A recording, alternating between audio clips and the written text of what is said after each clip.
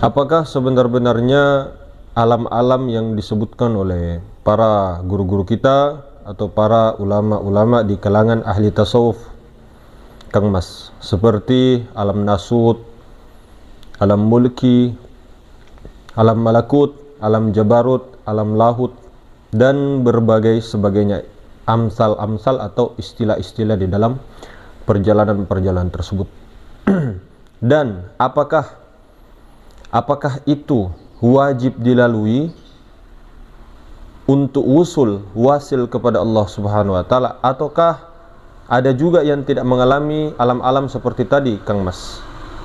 Ya, kita jawab sesuai dengan pendapat kita. Namun sebelum kita menjawab, perlu ditekankan bahwa metode-metode tertentu di setiap tarekat, di setiap golongan-golongan tentunya berbeda-beda. Setiap pendapat-pendapat berbeda-beda. Jadi hadirin silakan. Ini semua istilah ini sebenarnya diambil dari martabat 7. Nah, jadi martabat 7 itu ada martabat ahadiyah, wahdah, wahidiyah, kemudian alam arwah, misal, ajsam, insan. Jadi 7. 7 martabat inilah disingkat atau diringkas seringkas mungkin, ya, diringkas seringkas mungkin istilahnya daripada ulama-ulama tasawuf kita. Jadi contoh, alam nasut itu masuk di martabat 7. Kemudian alam mulki itu masuk di martabat ajsam dengan alam misal. 2 martabat ini itu alam mulki. Kemudian alam ruh ini masuk di dalam alam malakut. Nah, alam jabarut itu masuk di alam wahidiyah, martabat ketiga dengan martabat kedua, alam wahdah. Nah, alam lahut itu masuk martabat ahadiyah. Disinilah negeri asal adanya dan lahirnya dan semuanya pasti ke sini. Semuanya datang dari sini. Inilah yang disebut innalillahi wa inna ilaihi raji'un, datang dari Allah, kembali kepada Allah Subhanahu wa taala. Itu alam lahut. Martabat zat semata-mata. Disitulah negeri asal, disitulah negeri kepulangan jiwa-jiwa yang tidak tersesat, atau jiwa-jiwa yang pulang dengan sempurna menjadi insan kamil. Apa itu insan kamil? Insan kamil itu manusia paripurna, manusia sempurna. Jadi sempurna, insan kamil. Kalau manusia saja seperti kita, pergi kerja, pulang, cari makan untuk anak istri, kebutuhan, bahkan kaya dan sebagainya, tidak ada pikiran-pikiran tentang untuk kembali kepada alam lahut, kembali kepada negeri asal. Tidak ada ke sana. Tidak ada dalam hatinya, dalam benaknya untuk mencari Allah, untuk menemukan Allah, untuk bertemu kepada Allah, untuk musyahadah kepada Allah Subhanahu wa taala, apalagi untuk fana kepada Allah. Tidak ada. Itulah yang disebut manusia. Manusia ini dikiaskan, ulaika, ketahuilah, kal an'am. Dia lebih daripada binatang. Bahkan lebih hina lagi daripada binatang. Itulah manusia. An-nas ini hewan yang diberi akal. An-nas. Kalau insan, nah insan dulu. Insan ini, jiwa-jiwa yang telah bermusyahadah kepada Allah, bahkan sampai kepada fana, itu insan. Kalau kamil digabung, insan kamil, jiwa yang telah fana sampai musyahadah kepada Allah, ya, sampai ke baqabillah dan mengamalkan syariat utusan-utusan pada zamannya dengan secara sempurna, lahir dan batin. Kalau insan itu hanya makrifat dengan hakikat. Dia tidak bersyariat, tidak ada lahirnya. Dia hanya insan semata saja. Tapi kalau insan kamil, lahir batin sempurna, itulah manusia paripurna. Itulah yang diharapkan sebenar-benarnya. Itulah khalifatullah, insan kamil. Dialah menjadi cahaya di muka bumi. Dialah yang menjadi khalifatullah yang sesungguhnya di muka bumi. Tuh. Kalau insan kamil mukammil hanya baginda Nabi besar Muhammad sallallahu alaihi wasallam. Itu mazhar kenyataan Ta'ala yang sempurna. Nah, kita kembali lagi. Apakah tadi alam-alam itu wajib dilewati, Kang Mas? Begini. Semua alam-alam itu disingkat dengan sesingkat mungkin oleh para ulama-ulama. Itu tidak wajib untuk dilewati, hadirin. Bahkan itu juga menjadi jebakan-jebakan spiritual. Kenapa? Ketika kita mulai berjalan, menyelam kepada diri, menyelam ke dalam diri, ya, menyelam itu sudah masuk ke alam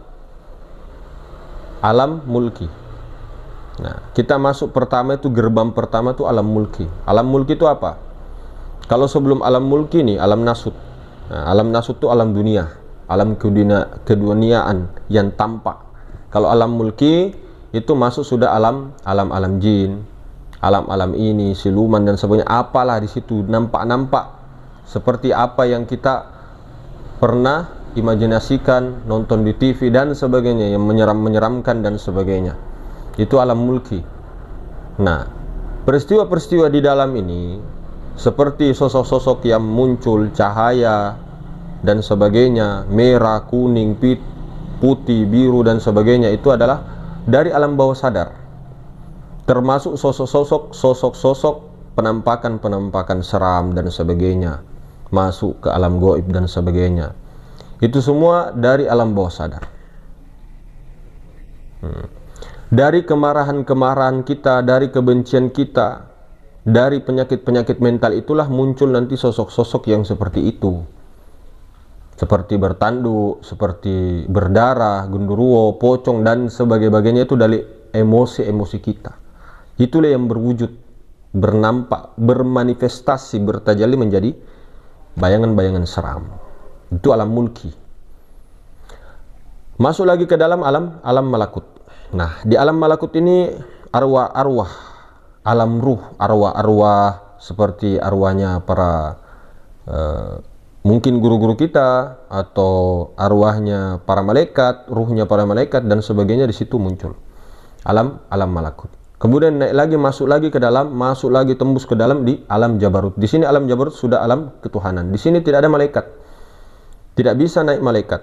Malaikat hanya sampai alam arwah, alam malakut. Tidak bisa naik di jabarut. Itulah maknanya Jibril itu tidak bisa naik ke di atas Sidratul Muntaha, tidak bisa, sampai Sidratul Muntaha saja. Nah, di situ alam malakut. Nah, di alam malakut ini banyak sekali ya. Ada surga, kadang diperjalankan di surga. Dan ini surganya bukan surga betulan. Ini surganya surga khoyali, kasyaf khoyali, terjadi kasyaf khoyali. Sama neraka, sama alam barzah, bahkan dibawa kepada mahsyar dan sebagainya, dibawa ke kitab Lauh Mahfuz. Di situ juga ada rahasia-rahasia banyak di alam malakut. Kalau alam jabarut tadi itu alamnya para nabi, para rasul, para wali, para kekasih-kekasih Allah ketemu di situ. Kemudian di atasnya lagi alam lahut, tidak ada apa-apa di sana. Hening, bening, tenang, tidak ada apa-apa, seperti orang tidur tidak bermimpi. Itu alam lahut. Namun kita kerasa rasa yang tidak berasa. Nah, itu alam lahut. Kalau di atasnya lagi alam hahut, itu tidak bisa lagi dicerna sampai alam lahut. Nah, jadi begini, pertanyaannya begini. Apakah wajib para salik untuk mengalami hal seperti itu, Mas? Tidak. Terus kalau kita tidak mengalami hal seperti itu, apakah ada orang itu dari alam nasut misal langsung ke lahut? Ada alam nasut langsung ke jabarut, alam nasut ke jabarut. Begini. Alam-alam tadi yang kita sebutkan, termasuk alam lahut saja yang paling tinggi, itu ada juga di alam syahada ini, ada juga di alam nasut ini. Bahkan alam nasut, alam mulki, alam malakut, alam jabarut itu di dalamnya alam lahut. Alam lahut itu mana? Maha ruang, maha ruang, maha suci yang meliputi segala sesuatu, namun dimensinya beda, sampai tembus ke bening. Bening itu bukan bening, tapi itu kiasan, tamsil, amsal. Nah, kalau kita tidak melewati itu, ya, bisa langsung ke alam lahut, Mas. Bisa sebisa-bisanya. Bahkan di alam nasut ini bisa sampai alam lahut. Jadi kita kasih contoh begini. Kita itu hadirin semulakan, jangan sampai alam-alam ini jadi hijab kita. Ketika kita, ini contoh, lihat, ketika kita diperjalankan di alam mulki tadi, kita terpaku di alam mulki tadi, titik fokus kita, rasa kita terpaku kepada peristiwa-peristiwa yang ada di alam mulki tadi, termasuk siluman, jin, sosok penyeramkan, cahaya-cahaya ini dan itu. Kita terfokus kepada itu, lupa rasanya kepada Allah, tembus kepada Allah, maka kita terjebak di alam kasyaf khoyali. Itu alam kasyaf. Segala peristiwa-peristiwa apapun itu alam kasyaf. Namun ketika di alam mulki tadi, di kesadaran mulki tadi, rasanya itu tembus kepada Allah Subhanahu wa taala, tembus kepada Allah atau tembus ke nurnya, maka itu tidak dikatakan alam kasyaf khoyali, namun kasyaf maknawi menjadi musyahadah. Jadi di alam itu pun, di alam mulki pun bisa musyahadah. Masuk lagi di alam malakut. Nah, ketika tadi, kembali lagi, ketika di alam malakut tadi kita terpaku dengan sosok-sosok malaikat, sosok jin yang Islam, jin ini yang memberi kita nasihat dan sebagainya, yang mengaku-ngaku begini, begitu. Nah, itu apakah rasanya itu tembus kepada Gusti Allah apa tidak? Nah, begitu juga di alam jabarut, ketemu dengan para arwah, para nabi, para rasul, para wali, para guru-guru dan sebagainya. Apakah tembus ke Allah atau apa tidak? Kalau alam lahut sudah jelas. Nah, jadi begini hadirin semulakan. Di alam nasut ini alam nasut, alam luar ya. Di alam nasut ini, ketika dia tembus kepada, rasanya itu tembus kepada Allah, itulah yang dikatakan wasil. Ketika di alam mulki tadi dia tembus memusyahadah kepada Allah, itu juga wasil. Ketika di alam malakut tembus kepada Allah, itu juga wasil.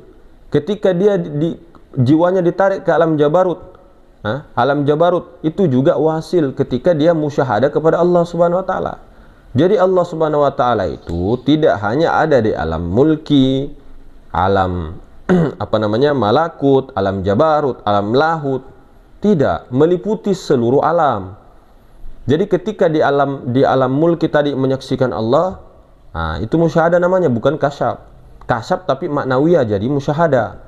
Kalau kita terpaku rasanya kepada alam-alam tadi, contohnya alam-alam apapun itu, ketemu ini, ketemu itu, pokoknya itu masih dimensi alam, dimensi kealaman itu, tembus tidak musyahadah kepada Allah. Contoh di alam nasut ini, alam syahadah ini.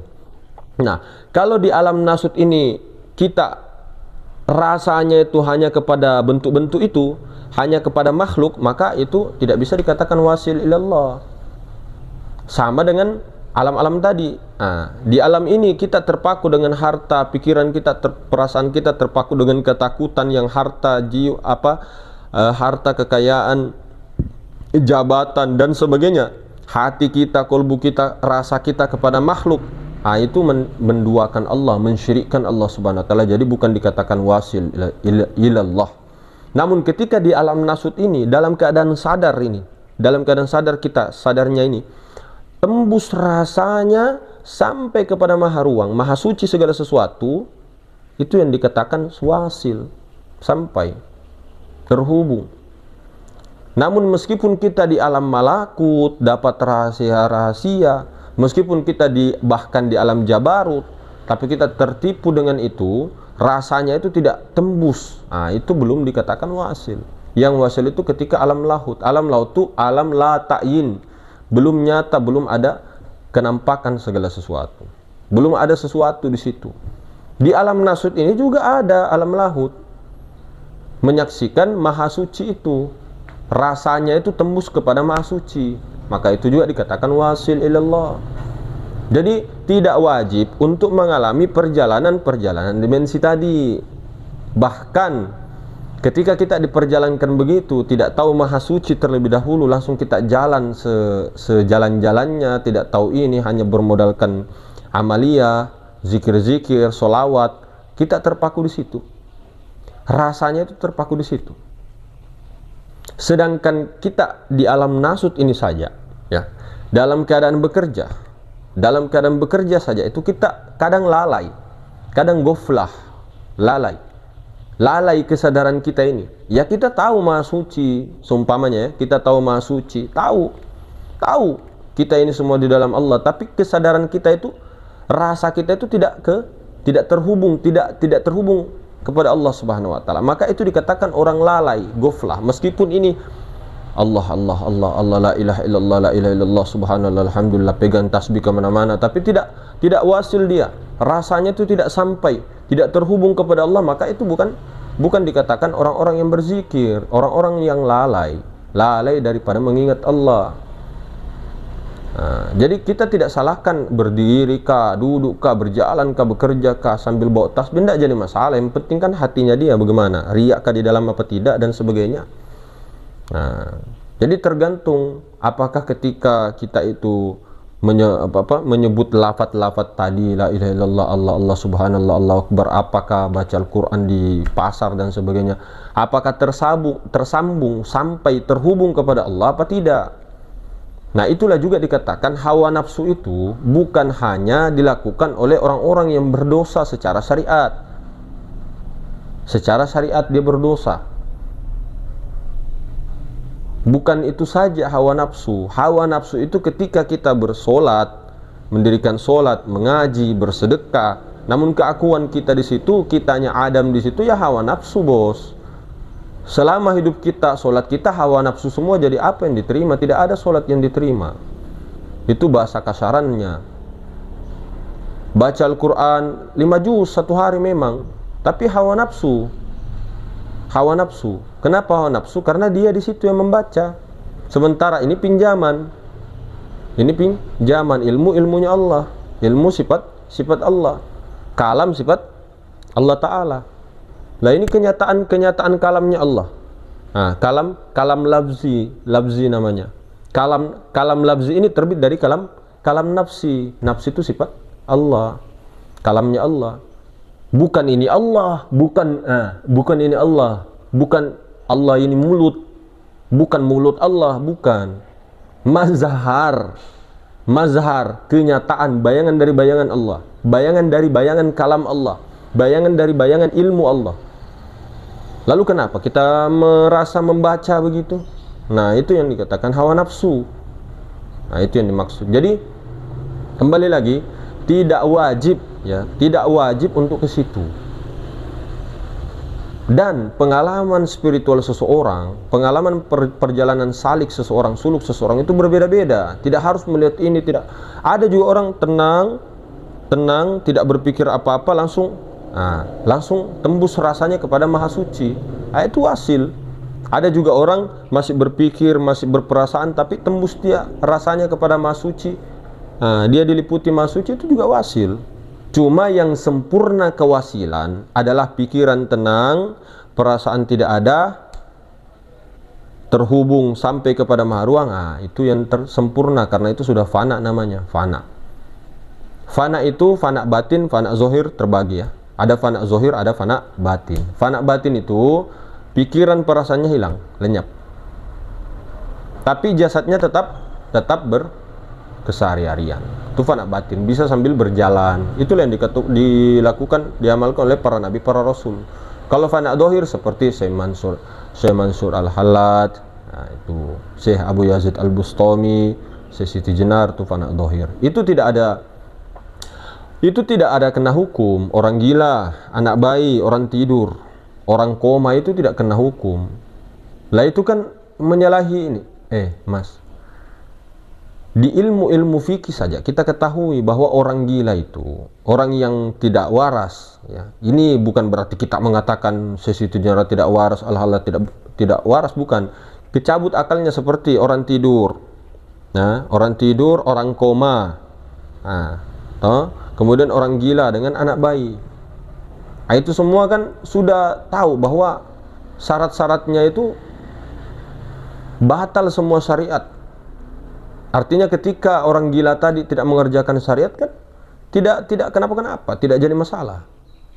Nah, kenapa kita ini merasa pintar, merasa kiai, merasa pandai baca kitab baru menyesatkan seperti Syekh Mansur Al-Halad dan sebagainya, padahal kan tahu hukumnya di dalam fikih saja bahwa orang yang mabuk, syaker ataupun akalnya itu ditarik oleh Allah itu kan tidak kena syariat.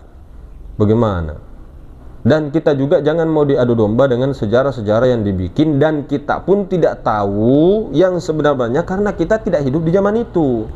Sejarah itu ditulis oleh orang-orang yang kita tidak tahu, meskipun itu benar. Nah, tapi kebenarannya mutlak 100% wallahu alam bisawab, karena ada beberapa versi-versi. Nah, itu yang perlu kita ketahui. Kebenaran mutlak itu, kata Syekh Jalaluddin Rumi, itu ibaratnya Allah itu melemparkan satu cermin, tak, kemudian cermin itu terpecah-pecahkan. Nah, pecahan-pecahan cermin itu diambil satu orang. Nah, bayangkan itu, kebenaran mutlak itu yang satu cerminnya tadi, tapi ketika pecah, pak, nah satu-satu. Semua orang merasa benar.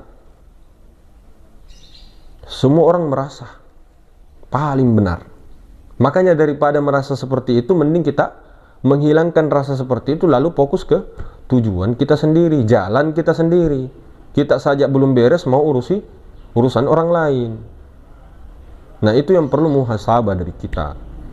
Kalau kita mempelajari ataupun belajar secara ini kesaktian, terawangan begitu, tahu orang ini dia begini untuk apa? Ingatlah, tujuan kita di dunia ini apa? Ma'rifat dan menyembah Allah. Menyembahnya itu dalam konteks memuji, dan yang memuji pun itu adalah hakikatnya Nur Muhammad Rasulullah. Nah, disitulah yang kita harus tampilkan. Disitulah yang dibawa cinta kasih, rahmat, kasih sayang. Bukankah Allah Subhanahu wa taala menyimpan namanya yang paling pertama, Bismillahirrahmanirrahim. Ar-Rahman Ar-Rahim ini disimpan di setiap surah dalam Al-Qur'an kecuali surat At-Taubah. Semuanya disimpan Bismillahirrahmanirrahim. Kenapa kita tidak kasih sayang ibu saja, Masya Allah Subhanahu wa ta'ala. Kasih sayang ibu saja, tidak tega melempar anaknya ke dalam kobaran api. Bagaimana dengan Allah yang maha pengasih, maha penyayang? Jadi ajaran Islam itu bukan ajaran frontal-frontalan, kuat-kuatan dan sebagainya, tidak. Itu nomor belakangan sekali, terbelakang itu. Ajaran Islam itu cinta kasih. Nah, dua saja yang kita pegang, jangan mabuk agama, jangan mabuk spiritual. Dua itu. Nanti kita akan bahas besok-besok, mabuk agama, mabuk spiritual. Dua-duanya penyakit tuh. Nah, jadi begini, kembali lagi tadi, kita jangan menjadi patokan kita kebenaran mutlak, jangan. Kemudian hadirin sekalian, kembali lagi tadi, jangan menjustis ataupun berperasaan bahwa kita sudah mengalami perjalanan ini tadi, oh baru kita sudah wasil. Jangan merasa begitu. Kemudian jangan menyekat orang-orang yang dalam duduknya, dalam khalwatnya tidak mengalami perjalanan alam-alam tadi, itu belum sampai, dan bahkan sampai meninggalnya tidak sampai mengenal Allah. Wah, untuk apanya itu awaluddin ma'rifatullah? Awal-awal agama itu mengenal Allah, ma'rifat kepada Allah. Nah, tahu ma'rifat kepada Allah, mengenal, menyaksikan, musyahadah kepada Allah melalui Nur Muhammad. Nah, itu awal-awal. Makanya disuruh awal-awal kejadian diri diketahui dari 4 unsur jasad ini. Kemudian ruh kita daripada Nur Muhammad SAW. Nah, 4 unsur tadi dari Nur Muhammad juga. Nah, hakikat daripada Muhammad, nah itulah Nur Ilahi. Karena kenapa hakikat Muhammad Nur Ilahi? Karena Nur Muhammad ini terbit dari Nur Ilahiyah. Nah, Nur Ilahi ini kodim, 3 martabat tadi kodim, masuk di dalam ringkalan Nur Ilahi. 4 martabat Nur Muhammad itu martabat muhaddas. Nah, itu secara ilmu tauhid, ilmu kalam begitu. Kalau ilmu syuhud ya beda lagi, tidak ada yang dikatakan ini itu lagi, tunggal, aku yang ada. Hanya aku dalam ketunggalanku yang ada, itu kalau ma'rifat. Jadi awal di ma'rifat dulu, tahu dulu ketunggalannya ahad, sang ahad, wahdah, wahidiyah. Tahu dulu ketunggalannya. Dari zat, sifat, asma, af'al, dia semua itu. Namun di bab tauhid, bab ilmu kalam, ya itu harus ada pembedanya, mana qadim, mana muhaddas. Selamat sudah itu, supaya tidak terjangkit seperti orang-orang yang sedang menyerupakan, mentasbihkan Allah atau memujassimahkan Allah. Jadi kaum musyabbihin dengan mujassimah. Naudzubillah min zalik. Jadi hakikatnya ketika orang mengatakan la maujuda illallah, itu la maujuda illallah bukan semuanya Allah. La maujuda illallah menghilangkan yang adam itu, 4 unsur tadi, api, angin, air, tanah, alam semesta itu dihilangkan. La maujuda illallah, dihilangkan semua selain daripada yang wujud, hanya wujud mutlaknya Allah Subhanahu wa taala. Kenapa? Kalau kita mengatakan la maujud illallah, alam semesta ikut juga, bahaya. Karena alam semesta itu bayangan. Bayangan. Sementara la maujud illallah ini yang dikatakan tidak ada wujud selain daripada Allah taala. Sementara ini maujud. Sementara alam semesta itu mumkinul wujud, wujud majazi. Pada hakikatnya tidak pernah ada, cuma bayangan saja. Namun di dalam ilmu makrifat itu dalam ketunggalannya juga. Hanya jangan katakan itu Allah. Jadi mengatakan la maujud illallah, kita mengatakan alam semesta Allah, itu kaum musyabbiha, mentasbihkan Allah, menyerupakan Allah dengan alam semesta. Allah bukan alam semesta. Jangan juga seperti kaum mujassimah mengatakan Allah ada di dalam, Allah ada di luar, Allah ada di atas, di tengah, di kanan, di kiri. Tidak. Itu kaum mujassimah menjisimkan Allah Ta'ala. Sementara aras, kursi itu adalah jisim, jirim, dan sebagainya, itu makhluk dalam pandangan ilmu kalam, ilmu tauhid. Jadi begitu tadi, di alam manapun, alam malkika, alam nasutkah, alam mulkikah, kemudian alam malakutkah, alam jabarutkah, meskipun sampai alam malakut, sampai alam jabarut, kalau tidak menyaksikan Allah, bukan dikatakan wasil. Di mana-mana saja alam, dimanapun alam itu, bahkan ditariknya jiwa kita, diperjalankan dalam kasab khoyali, di dalam surga, di dalam neraka, di situ juga pasti menyaksikan Allah. Di mana di dunia ini yang tidak ada Allah? Bukan berarti Allah ada di mana-mana banyak, tidak, tunggal. Bukan kita menyatakan bahwa surga itu Allah, neraka itu Allah, tidak. Semuanya ada di dalam Allah. Itu kata Syekh Yusuf, konsepnya ihato. Ihato itu meliputi. Jadi alam semesta ini bayangan dari bayangan Allah Ta'ala.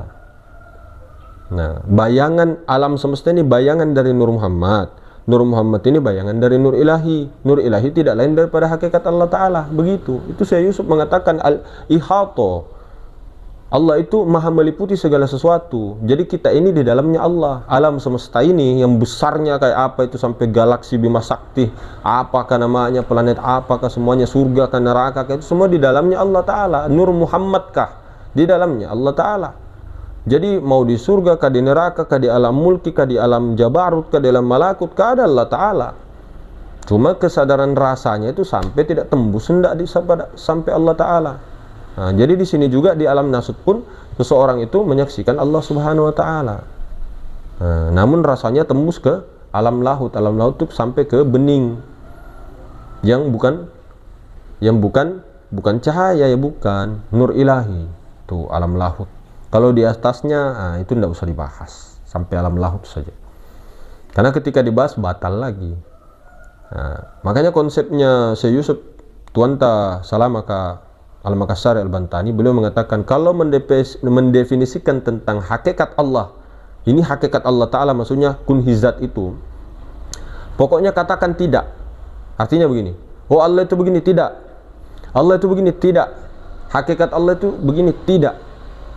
Ini membicarakan hakikat Allah.